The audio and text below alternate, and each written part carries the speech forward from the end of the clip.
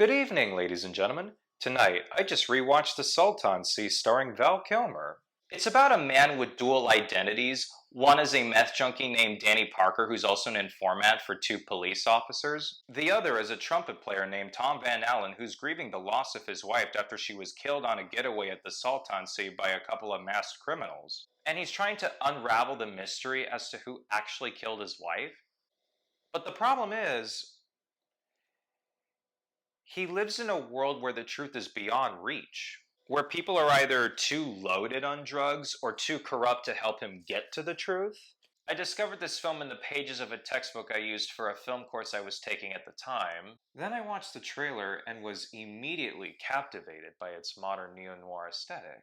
So I finally watched it and quite liked it, enough to make me question why it's overlooked to the degree that it hasn't been re-released on Blu-ray. Seriously, I ended up buying the DVD copy on eBay for $15 approximately.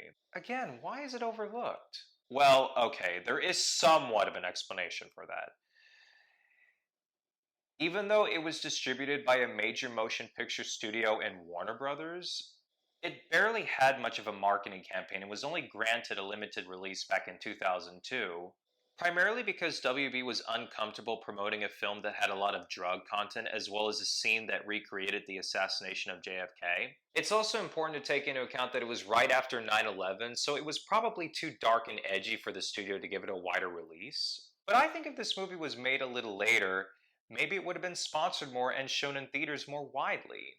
There's also no there's also no doubt that if it were made today, it would be released directly to HBO Max. But then again, more people would know about it and probably watch it. Now let's get into the nitty gritty of what I really like about this film. I really like the scenes where the junkies are together in these dark, alternative, atmospheric, and punkish environments.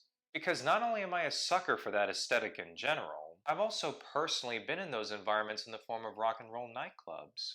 So there's some sentimental connection I have to those scenes. And additionally, when I see Danny Parker in those scenes, I can't help but be reminded of a trajectory that some people from affluent upbringings go on where they rebel and live a more nitty gritty lifestyle so they can connect to those that are less fortunate than them.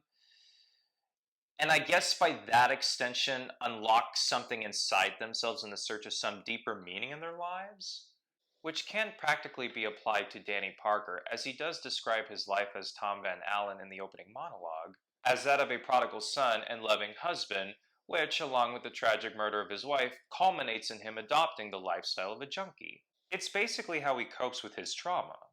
Now, I'm going to say something that you can easily challenge in the comments below, but it's something that greatly intrigues me, so bear with me.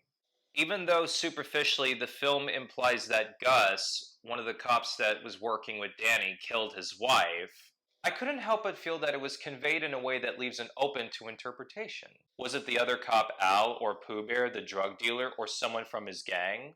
I mean, the tagline of the film is, if you're looking for the truth, you've come to the wrong place. So I'm inclined to think there's some validity to what I'm saying. And the flashback scenes at the Salton Sea where Tom Van Allen's wife was killed shows the guys in mask and frames them in a way where it's hard to identify who they are, thus adding to the mystery.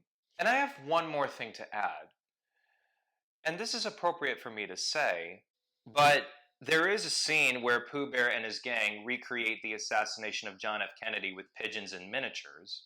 They also use a similar camera that Zapruder used to film the assassination itself.